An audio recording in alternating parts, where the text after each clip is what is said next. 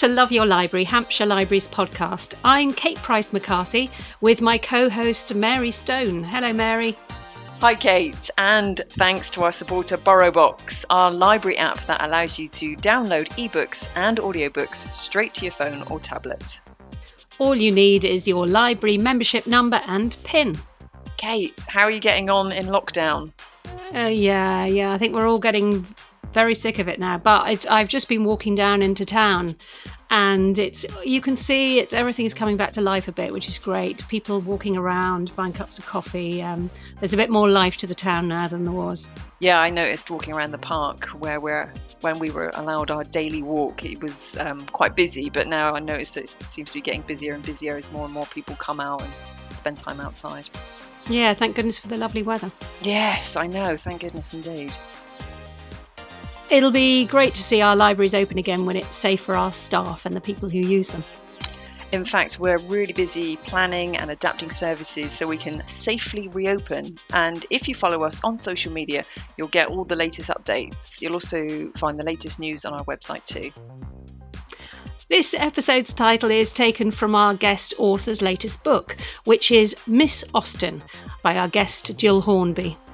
You could describe Gill as being part of the publishing world's royal family. She is, of course, sister of the phenomenally successful Nick Hornby, and quite coincidentally, she is also married to the equally successful writer Robert Harris. Now, the Miss Austen of her book isn't, as you might think, about Hampshire's own Jane Austen, but is actually a novel about Jane's older sister, Cassandra Austen. I met up with Gill before social distancing was introduced to talk about her book. Here she is, reading from an early chapter. And so he spoke. It was not a polished declaration, considering how much time there had been for the planning of it. It was a little halting in places. He had loved her since, well, he could not quite remember. She was the only woman whom he could ever contemplate, sharing and so on. But she was charmed all the same. It was entirely in his dear character, and both as wonderful and as ordinary as these moments should be. When it seemed that all words, even the inadequate, were beginning to fail him, she accepted to spare him the struggle. They kissed, and her whole body was consumed by a surge of, what was it exactly? Yes, satisfaction. This was her destiny. Her life was in place. They walked for a little, her arm in his, and discussed the terms of their engagement. In fact, there was only one term that could concern them. It would be long. And those dread words, £250 and per annum, did have to be mentioned. How they wearied them both, but be mentioned they must. He asked for her patience. She promised it without thinking. Cassie was just 22. They had years yet to play with, and patience was, famously, one of her many virtues. They turned back to the house to spread their glad news. It was met with all the exuberant delight that they could have wished for, though not even a pretence of surprise. For this engagement between Miss Cassandra Austen of Steventon and the young Reverend Tom Fowle of Kimpbury had been settled as a public fact long before it was decided by the couple in private. After all, it was the perfect match, of the sort that would bring such pleasure to so many. So it must be their future, their one possible happy ending. The universe had agreed on that for them many years before. I really love this book. It was such a pleasure to spend some days in Jane and Cassandra's world and in their company as well. So thank you so much. I'm so pleased. Thank you for liking it. Good. Can I ask you to start by saying, just give us a little bit about the book, the premise of it. Okay, well, the Miss Austen of the title is not the Miss Austen who everyone bangs on about all the time, but it's Cassandra Austen, because in their day she was the Miss Austen, because she was the eldest daughter. And there were 8 Austen children, 6 boys, 2 girls. Cassandra came first, and she was the model eldest daughter.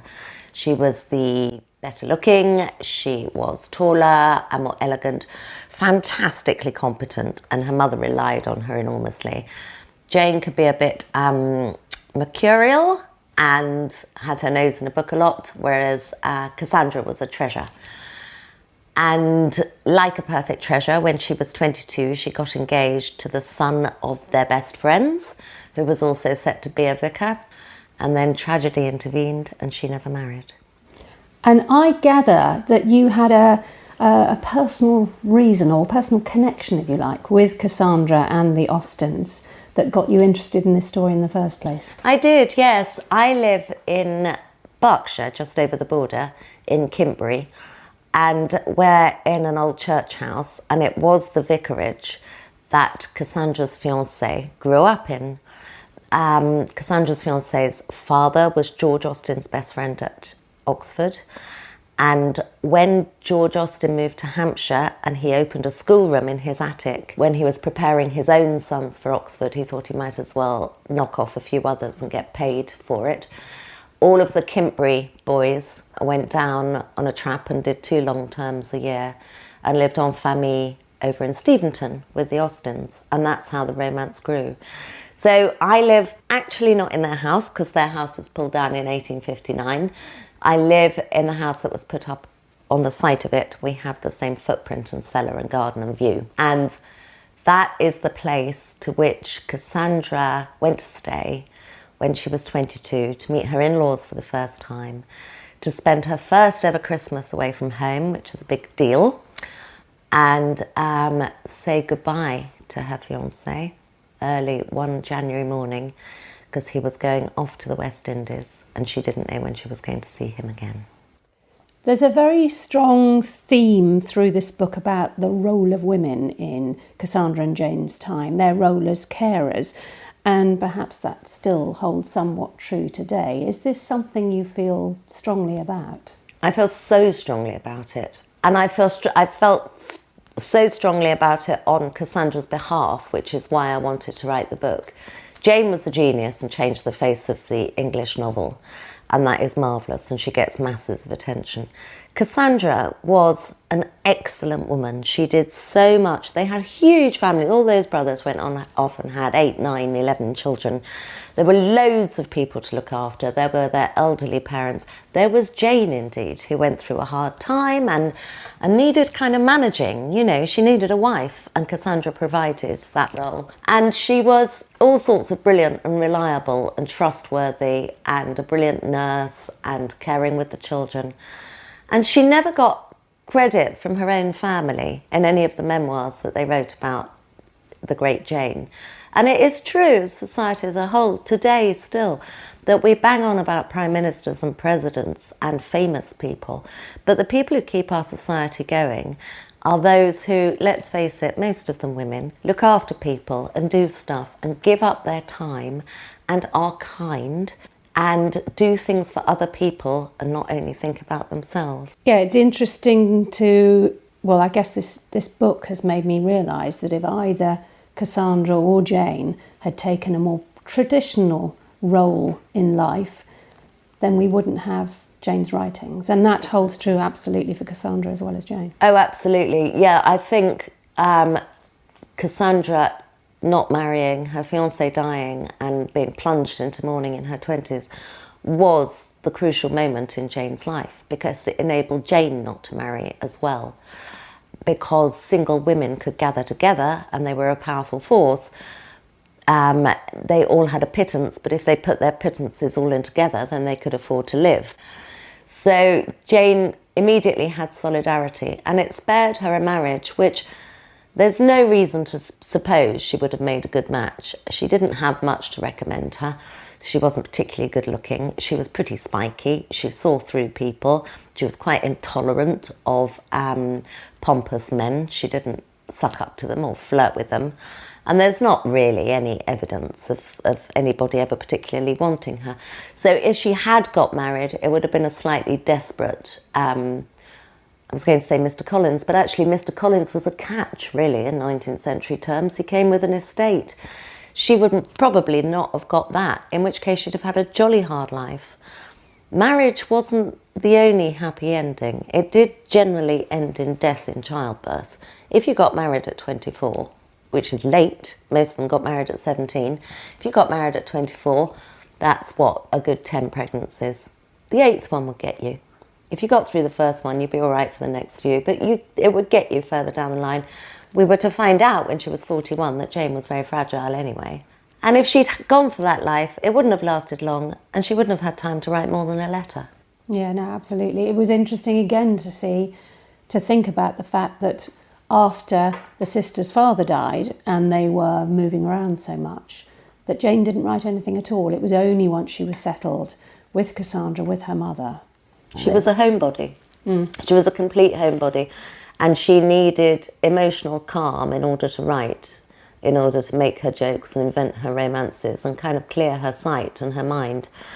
And for a good 5 years of her life, she had no emotional tranquility whatsoever. It was turbulent and unpleasant, and they were visiting relations so that they could go and get their washing done for a bit, and then extending their welcome far too far, and so on. And it was it wasn't the worst thing that a 19th century woman went through, because, I mean, there were so many pitfalls to that existence that are just terrible, but it was awful for her. It was her private, trauma. And it was only when she got to dear Chawton that she was able to take her manuscripts out again, which she'd been carrying around, treasuring in her little briefcase all that time from pillar to post. I was interested, you were saying that the other independent women provided this safety net because they could then club together and support each other and live together, find a home together. And that sense of female friendship and the bond between sisters, that comes through very strongly in the book. Yes. Well, I love writing about that. I find female friendship endlessly interesting. But yeah, they were utterly reliant on one another. Historians now call it a spinster cluster. There was a lot of it about after the First World War as well, when women, again, whatever their abilities, they were low paid even if they were earning. And they would take houses together in order to just have a better way of life. A theme, I guess it's central to the whole book, which is the impossible task of controlling the narrative of your family's history. Yes. And you can see Cassandra's frustration at the way her own story and Jane's story is being retold by others, sometimes not accurately, often not accurately. So did you feel a sense of responsibility that you were playing that role yourself? Yeah, I don't think they'd approve of it. But it came from the best intentions. Yeah. Cassandra, it was a lot easier to control the truth of your family's history in those days than it is for us. We leave so many traces of ourselves all over the place, and we should watch ourselves, really. It's not just gossiping relatives and the different way that they view things. It's the actual evidence that we leave all around. But Cassandra, by the most confidential things that Jane ever wrote were all of her letters to Cassandra, and anything interesting she got rid of. So she controlled the narrative not by what she said, but by what she destroyed, which is actually a much more powerful way to do it. So she left great gaps in Jane's story that these letters would have given us, and it's into those gaps that I put my novel. I enjoyed the reference to the fossil she finds on the beach, saying she wouldn't have hated if he dug up and examined all these years later, and that was maybe your... She would, yes, that's my little nod to her, and I'm terribly sorry. No, it was quite interesting, because of course it was just the beginning of all of that fossil hunting down in Dorset, and they were there for that then. So they were a team on that one, I think. Cassandra lived long enough to sort it all out, but Jane would have approved. The final thing I'm just going to mention is the book jacket, which I absolutely loved. Stunning. It's so stunning. I don't know whose idea it was, but it was lovely. I'll have to describe it because it's this beautiful embroidery that is very much the kind of embroidery that you see in Jane Austen's house, the kind of thing they would have done. But what I really love is that when you open it up and look on the back, there's the actual kind of the workings of the embroidery from the back. And it's just such a lovely idea. It's so clever. And it also kind of, there's maybe a bit of me that thinks there's a kind of insight into how a story is written as well. Yes. Beautiful on the outside and then all these details. A lot of hard work on the inside. Exactly. Gill was great fun to chat to, full of jokes, and she didn't take herself too seriously, which was great. Okay, on to the next section of the podcast, for which we're joined by a member of the library team to talk about 2 of this month's unlimited titles on BorrowBox. These are audiobooks and ebooks you don't have to wait for, even if loads of other people have borrowed them. So here we are together with Jenni from Yateley Library talking about Kate Atkinson's Life After Life and Moone, The Blunder Years, written by Chris O'Dowd and Nick Vincent Murphy.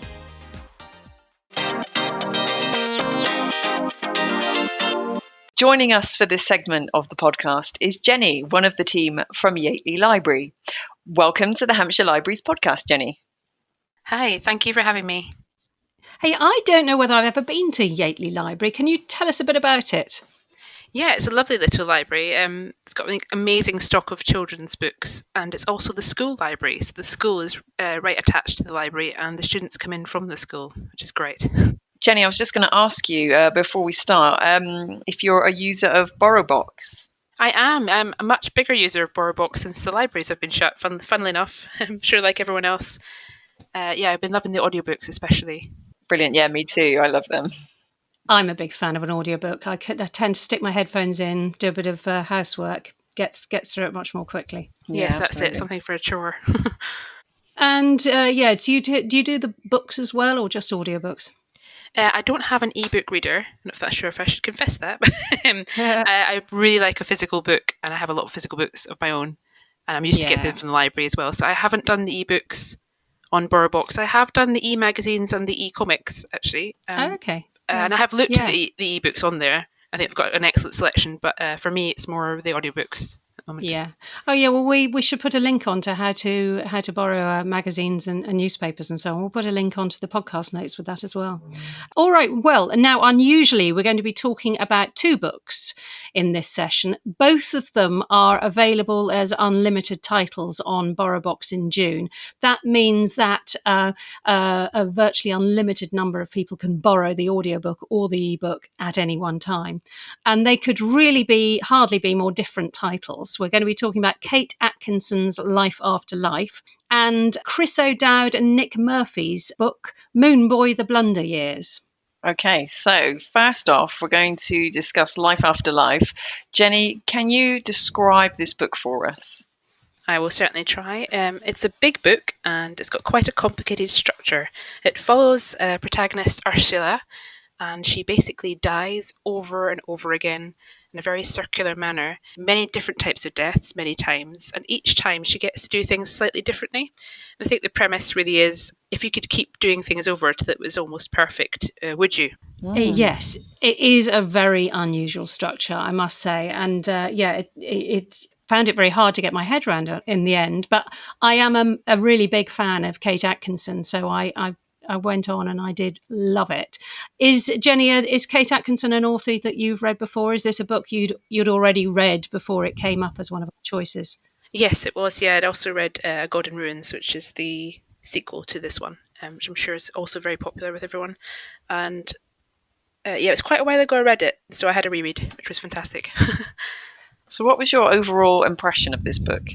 I think at first it can be quite unwieldy and quite hard to get your head around. If you're easily confused, or if you're having one of those weeks or months where you're easily distracted, I'm not sure it's a book for that, because you have to remember who's who in each bit and who's survived and who wasn't alive last time. But I think overall the effect is amazing. I think it's a really ambitious book, and I think the circular nature, it's a bit like Sliding Doors, the film, or Groundhog Day, another film. Something that fascinates us, the kind of nature of time and what if we could control it. It's a really thought-provoking book. I really loved it. Yeah, I think Kate Atkinson is somebody who has the courage and the writing ability to take these incredible leaps of the imagination. She seems really kind of free and unlimited in the way she tells stories. She kind of knows what the rules are, but breaks them. So I probably admire her more than any other author I regularly read. I loved Behind the Scenes at the Museum, which we talked about in an earlier podcast, actually, with Andover Library. And I'm a really big fan of her Jackson Brodie novels too. Absolutely love those. But yes, the structure is unusual. And did you think it worked? in Yes, this I book, did. Jenni? Yeah, I think in a lesser writer's hands it might not have done, but she's has excellent descriptions in it. Some really beautiful passages, and she also knows when not to be too verbose. I think it really worked, and I personally love a World War II setting. So and I guess it's also the 1910s and 1920s, but I love all the war details. I totally agree with that. I was going to say that although I think, the structure is a bit odd, it takes a bit of getting used to. Actually, in general, I found it fairly easy keeping up with all the different lives. Although when I was getting into one of them, it would just end and I felt a bit cheated, Yeah. which is a bit of a shame. Yeah, I think for me, I was slightly less interested in the earlier scenes and preferred it when Ursula was older in Germany. And all those scenes of her observing the rise of Hitler and the Nazi Party were absolutely fascinating. Yes, they saw the before the war where Jewish people were treated very badly. She covered that very well. The kind of lead up, it didn't just happen overnight. The German years are very interesting in the book. I think possibly the only letdown is that perhaps in the first third where she dies a lot, so she gets to survive a bit longer in the latter parts of the book. You don't really care so much about her dying like you would another character because you know she's coming back. So there's a slight loss of tension there for me. My God, I was just going to say that is absolutely true. And I would say that was my one problem with this book, is that there were so many lives and deaths that I started to become a bit detached from the heroine. Yeah, you get a bit like, oh, go on, die. You can feel the deaths coming up. But again, that's only in the first, and then the first half, really, where she really dies loads. You're like, oh, go on, get over the, whatever it is, the plague, the roof, the many deaths, and start again. Yeah, and then the snow would start falling again and should be back at the start. Yeah, in fact, I did find the deaths really hard to deal with, but actually not so much her deaths. It's the deaths of other people in the book. I can remember finding it so traumatic in the section where she's in Germany that I just had to put it away for a while. I was like Joey in Friends. I had to put it in the freezer and not think about it for a while because I was just finding it too traumatic. But yeah, it wasn't about her death. It was about those that were close around her. And I did find when I picked it up again that some of the scenes at the end and her relationship with her father and her brother, they're incredibly moving. They're very, they really touch me, not in a sentimental way, but in a very real way. I kind of felt that because I was feeling a bit detached, that actually the power of the ending, especially the bit around the brother, not giving away any spoilers, didn't have that emotional impact. I don't know, that was maybe just me, but I think when someone's like died several times before, you sort of takes it away, this sense of really being attached to that character. I don't know. I got quite attached to Teddy during the book, which is her brother. And he dies quite a lot as well, obviously, as she does. So it's quite hard to. It's not an easy book, I would say. I think it's not. I think it's in that category of what they call lit light, a book club book. It's a very good one for provoking discussion. It's absolutely true, and that's one of the things I love about it. Is she doesn't explain, and I didn't want her to explain, as they don't in Groundhog Days. You don't know why it's happening, and I sort of first thought it's the idea that turn a different corner in your life could be completely different, and so all these lives could be happening just depending on different decisions that were made. But then you do get this increasing awareness that she can sense it's going on, that she's always feels a strong sense of deja vu, and that she is learning. So this is life after life. It isn't lots of different possibilities that could have happened. It's funny, isn't it? We're kind of left wondering, did these lives actually occur, or was it all in her imagination? But if she's learning from what happened previously, we can assume, I guess, that these were actually happening and just resonating in the next life, and she was able to pick lessons out of those experiences and use them, in fact, to the point where she ends up impacting the Second World War by killing off Hitler. So it's quite interesting to think that you could learn from a past life and change the future. Yes, I like the Sixth Sense, I guess it was, because she wasn't like she remembered exactly. She just had this sense of dread approaching certain things, and we as the reader are shouting, "No, don't do that! You're going to die!" And she steered herself away, I really like that element. Do you think it sparks any conversation about the afterlife and whether it's real? I mean, did you think about anything like that, Jenni? I didn't. I've got quite strong views that isn't any afterlife, so I think I enjoyed the mechanism of telling the story. I like the thought that your life could be totally different. It did make me think. what if I'd not done this, or if I'd done that differently, where would I be right now? Well, one slight moral objection I had to that, however much I loved the book, was in a sense that you could say that she was to blame for bad things happening to her, or that people are to blame for bad things happening to you. Because if you'd only made a different decision or taken a different step, then your life would have been so different. And so it puts blame in people's lives that perhaps I found a bit uncomfortable. Yes, I suppose it's a bit victim blaming in a way. Although the very first death, which is no spoiler because it's on the second page, she's a newborn and can't take her first breath. So I guess it's slightly faultless. It's not really in her control. I was really interested to see that this book was ranked by The Guardian as one of the 20th best books of the 21st century. So it's obviously got a lot of respect from those quarters. And they described it as painfully, joyously real. And I absolutely agree with that. Some readers have said it's just too painful. I've just got a review here, a rather negative review from Goodreads, which says the length, the repetitive scenes, the incredible number of times Ursula dies and is reborn are all tedious and terrible torment to get through. 2/3 in, I found myself offended for having my time wasted. Ooh, blimey. It's a bit of a stinging review. Is that something which you guys have any sympathy with? I think it's written so well that I didn't find it dull in any way or boring. I get the repetitive issue. If you wanted a quicker read, it would feel quite repetitive and circular. But that is the whole concept, I guess. Okay, so that was Life After Life by Kate Atkinson. Quite remarkable book. We could hardly be more different with our second choice, which is Moone Boy by Chris O'Dowd and Nick Murphy. Jenni, I believe you read this as well. Tell us all about it. Yes, I absolutely love this book. I'm very enthusiastic. It's about Martin Moone. He's a very geeky, awkward, nerdy boy of the 1980s. And he's from Boyle in Ireland, which is not fancy. And basically he's got lots of sisters and he lives in quite a chaotic household, and he's just starting to go through puberty. He's very confused. So he decides to get an imaginary friend as a wingman to help him through things. It's very funny. His imaginary friend, if you can imagine Chris O'Dowd's voice, is basically Chris O'Dowd, and he is a very dry wit, quite often adult humour for a children's book. Some people might not know Chris O'Dowd, but he's the actor. He was in the IT Crowd. He was in Bridesmaids. He's quite well known, but just wanted to mention that in case anyone wasn't sure. Kate, what did you think?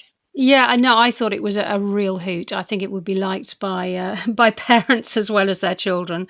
And I listened to the audiobook version, which again is on the unlimited list for BorrowBox. And it's the fantastic characterization. It was originally a TV series, I believe, which you can see that he spent many months developing this character of how he does the imaginary friend. Yes, a very good Irish humour in it. You have to be, I don't think you have to be too familiar with the Irish humour, but I did see a few reviews online from Americans who were quite baffled, so I'm not sure whether you would have to be British or not to enjoy it. I don't know. We should probably mention that there's a few, not adult references, but the language has some mild swearing in it, very mild really, and a few boob references. So parents might want to check out this book before handing it over to children. Might just be something they want to be mindful of.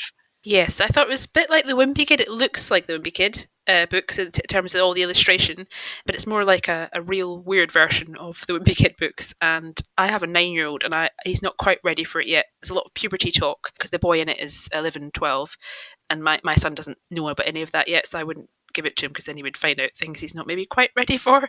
I'd say it's more for 10 or 11-year-olds, depending on what they're already familiar with. Yeah, I think that's excellent advice, actually. I think that's spot on. That's definitely the age group I would peg this for. Yes, anything from that sort of age to about 40. Yes.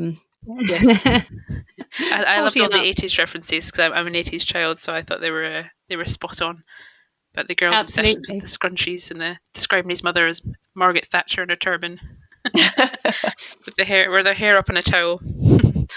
I'm sure there must have been a lot of semi-autobiographical stuff in this. Yes, he said it is basically his life. His life as a young boy. I particularly like the first line. Is it okay to read that out? Yeah. Yeah, it says, Boyle, the third nipple of Ireland, on a wet Wednesday in the middle of the hot month of the summer holidays. Oh, that's brilliant. I think that really captures it. Yes, exactly. Yeah. At the third nipple of Ireland. Poor Boyle, which is a real place. Oh, that's funny. One of my favourite bits of the book is Martin's best friend. Is it Pedrick? I don't know how to pronounce it. Say And Porrick. he's Porrick, yes, written with a D, but yeah.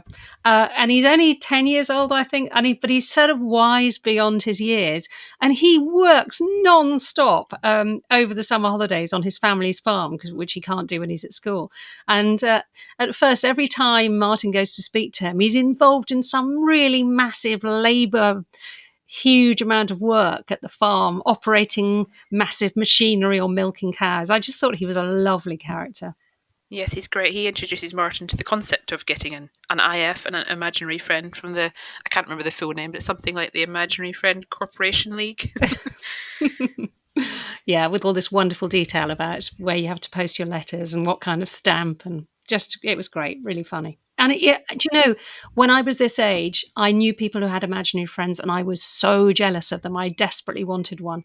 So I would have definitely tried all these steps. Confession time. I was definitely one of those people who had imaginary friends. Oh, I'm so jealous. Yeah. So one to recommend? Yes, definitely. I would definitely be sharing it with my son when he's a little bit older and knows about that kind of thing that it covers. Brilliant. Okay, thank you, Jenny. And we'll have another expert from the library team with us in next month's podcast. Thanks to Jenni from Yateley Library. And if you haven't tried an audiobook before, now is very much the time, as it's audiobook month in June. I personally find audiobooks such a fantastic way of accessing all the different novels that we have in our collection. I just managed to get through so many of them while I'm doing other things. Absolutely, and they've got some brilliant performers and actors reading some of the audiobooks. Rory Kinnear is one of my favourite actors, and I've listened to him reading any number of audiobooks on BorrowBox. Oh yeah, in fact next month as part of our roundtable we're going to be talking about The Prime of Miss Jean Brodie, and the version that I was listening to, because I was listening to the audiobook, was narrated by the amazing Miriam Margolyes, and she brought that book to life. It was absolutely incredible. But that's one to watch. She is great. Love Miriam Margolyes. So, as well as Life After Life and Moon Boy, there's quite a few other new unlimited titles on BorrowBox this month. As ever, you'll find the full list on our podcast notes, but we'll just mention a few here to whet your appetite. So there's The Wayward Girls by Amanda Mason, which we discussed in last month's full-length episode, the one where we interviewed Louise Doughty. Oh, and another of them is Linda LaPlante's Widow's Revenge, which is a follow-up to her best-selling novel Widows. As always, one of the featured titles for June is also our virtual book club choice. You'll find links to this online reading group, which we call Digital Readers, on the Hampshire Library's Facebook page. This month, it's Little Deaths by Emma Flint, a gripping psychological mystery inspired by real events and set in 1960s New York.